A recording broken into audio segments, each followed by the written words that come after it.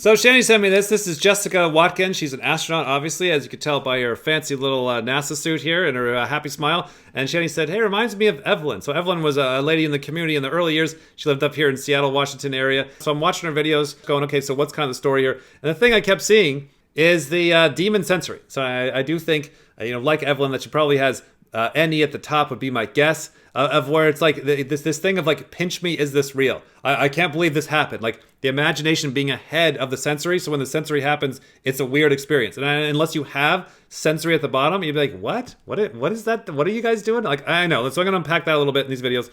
Looks like a T-38 trainer. They have had those things like since like 1959, like 1960s. They're flying those fucking jets. So they still use these jets for just to nerd out here for like supersonic training. Like you gotta to be an astronaut. There's so many things you got to do along the way. And one of them is you got to learn how to fly jets that go above the speed of sound. There's a whole different set of dynamics and physics and all sorts of shit going on when you're flying a jet faster than the speed of sound. So this is like a trainer jet the Air Force and NASA uses. It's a little two-seater deal. But it's like just trying to do that. Like just try and be a fighter pilot. Like, oh no, that's something I got to do along the way to be an astronaut. It's like, oh, and then I got to go get my black belt in jiu-jitsu. I got to throw that in there too. It's like, and high five if it smells like fart gas in there, right? Some happy fucking EJ. Hi, how's outer space? You just, the eyeliner gives it away. All right, type-wise, I really couldn't get to know Jessica very well. Again, for the second time, I want to get these videos down to doing 2 of these a week rather than 4, so I can have to do more of a deep dive. I think a lot of people kind of asking for that. Where they're like, hey, these are great, kind of rushing through them.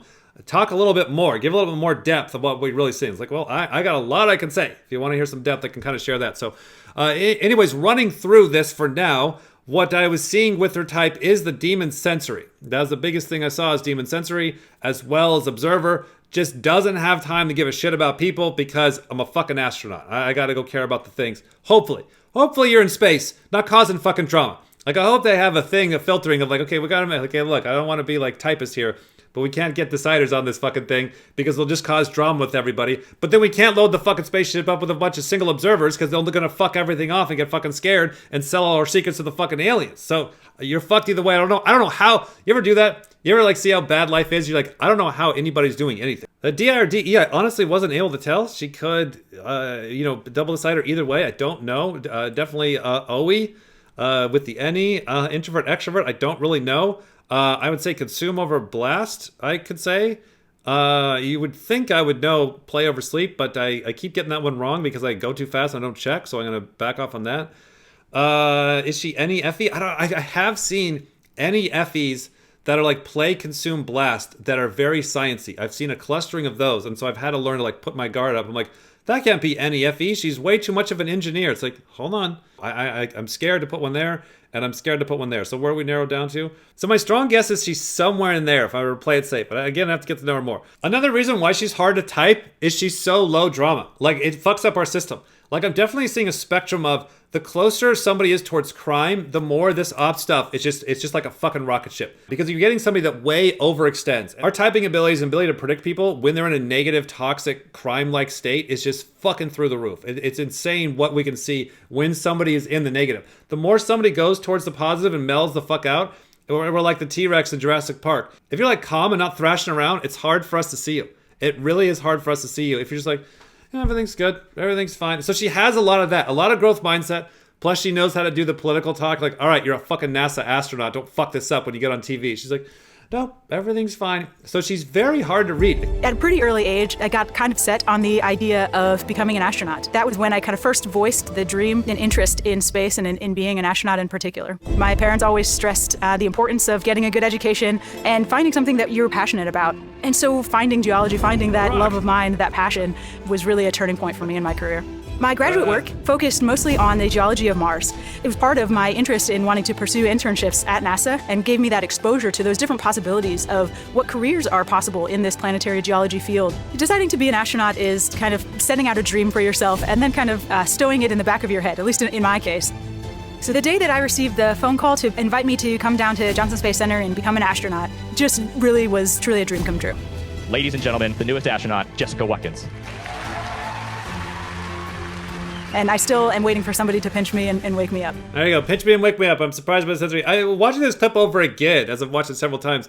It sounds a little number 3-ish if I were to just insert my bias, where she's like, I got to figure out who I am and then put that in the back of my head. Like, there's a little bit of like flexing there, flexing ego identity, because like what we see with the 3s and the 1s that have that ego identity, whatever you want to call it, it's like they kind of know early on, I want to be an astronaut. I want to be a bodybuilder. I want to be this person.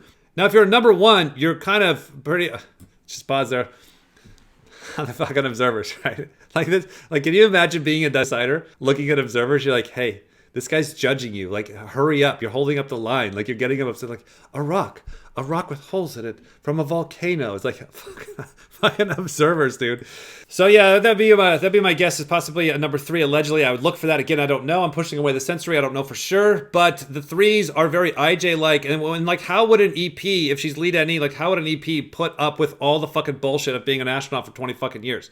Well, you'd have to have some kind of OI energy. If the EP is like consumed sleep with activated OI, that makes sense. If the EP is a number 3, that makes a hell of a lot of sense. And it's a weird thing of like when you have your type kind of either run alongside the other coins or contradict itself. You know what I mean? Like if you're an introvert and you're an EJ, right? That's you're getting energy to go against itself. If you're an extrovert and an EJ, the energy is that's flowing together, right? If you're an EP, that's a number 3, it's looping back around. Now that's going to make her life very hard and a lot of turmoil. And you'll see that if you have like parts contradicting themselves, you're an EP that's a number 3. You're wanting the security. You're wanting to be like, I want to put my name on this and I want to chip away at it, but I have a crazy NE brain. That's going to be fucking hard. That's going to force a lot of growth. But really in the end, it seems to be that the social type wins out. And it's weird that the way we've discovered this code over the years is literally like from the bottom up. Like it's like harder to see the largest, most obvious thing about somebody. Being selected to be a part of this Crew 4 mission is truly an honor. I am so excited about the opportunity to fly with Chell, Samantha, and Bob. All 3 of them are very different. They all bring different skill sets, different experiences. But I think all 4 of us together really just coalesce well as a crew. I think launch day is going to be the day that all this starts to really finally feel real. And so I just look forward to that moment of exhale and of excitement all at the same time. Again, what she's talking about is like the moment that it happens. It's going to be very surreal. It is going to be for everybody. If you're going to sit on a fucking rocket ship and go off into space, that's going to be a crazy new experience for everybody. Now, if you have sensory at the bottom, that is the biggest triggering thing. And people will say it, oh yeah, the hardest thing for me is like the day of. It was so weird when the sensory was like, oh yeah, me too, totally me too. It's like, no, you don't understand. To her, that really is going to be what the biggest thing her brain's going to try and process if she has sensory at the bottom.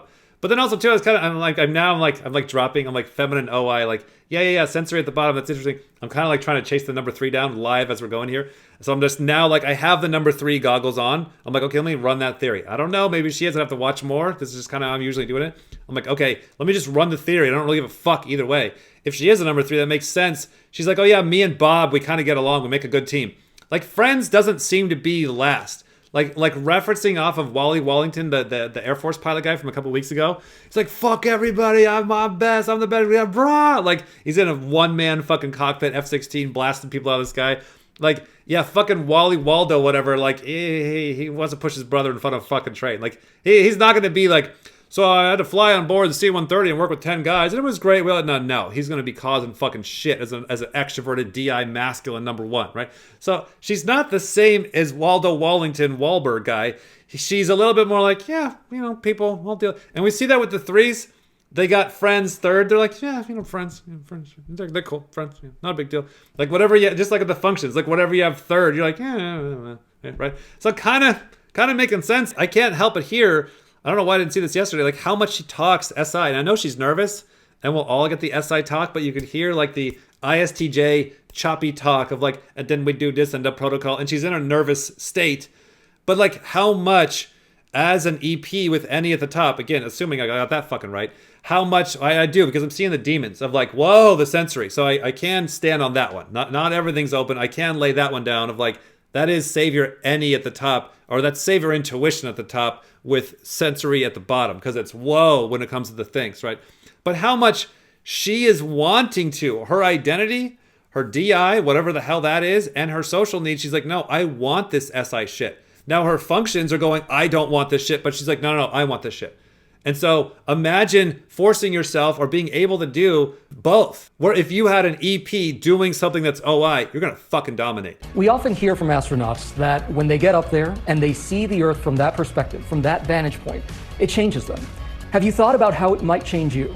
Being able to see the Earth as one whole body and one small fragile body as well that we all live on, that kind of sentiment, being able to see how small we really are, how shared our space is, and then how fragile that environment is, I think really will have an impact in terms of just appreciating what we have and being good stewards of it. So that's such a weird thing that we all have, right? So everybody goes to fucking Yosemite or the Grand Canyon, or you go on a fucking space trip, or you fly in a plane. That's a big one. I mean, that's 90-10, about as fucking high, right? You fly in a plane, you look down, you're like, God damn, right? Like, right? Like, so right there, see this?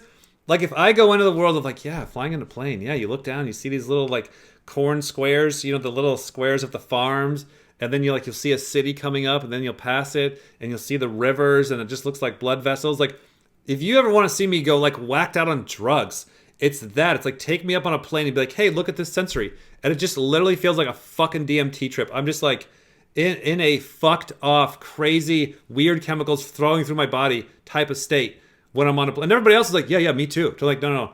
Like, I don't get in any other emotional fuck off state unless you put me on an airplane and be like, here, look at this. Or something like that, where there's something where the sensory is like, hey, look at this. And I'm like, whoa. And it's in a weird, drugged off state. And so a lot of people that are like, we'll see a lot of ESFPs like, I'm an INTJ. And like, no, you're not. No, you're not. You're not like opening the window in the morning going, whoa, it snowed outside in a fucked off, weird, it's so hard to describe because it's demon sensory, so I don't even know how to fucking describe it. But it's just that you're looking for the weird triggering of like, everybody has that, but that's going to be the hardest thing. That's going to be the weirdest fucking thing for her. And classic Neil deGrasse Tyson observer talk kind of does seem like she has more FI. She's not really doing the FE thing.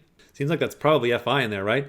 So it's like the Neil deGrasse Tyson thing of like, as an observer, like these moments of, oh, I saw the Earth from high above and now like I can settle my decider issues. Like how and why the hell does that work that way? Especially for the observers. But it kind of does. It does for everybody. But it's weird. It's like why these observers are like trying to get to space. They're trying to see things. They're trying to look at new perspectives. They're trying to fucking go explore the Congo. Because it's like there's something about the triggering of the sensory and the understanding that just creates the explosion in the brain and the body that then allows them to kind of settle all the rest of the stuff out. Because if you're a decider, you just don't believe that this is really that intense for the observers. You really think that they're judging you and they think they're better than you. No, they just want to fucking look at a river from space. What's your message to the children of America? To any kids watching, I would just say, find what you're passionate about, find what you love doing, and just pursue it relentlessly. There you go. There's your FI message. Get the hell out of here.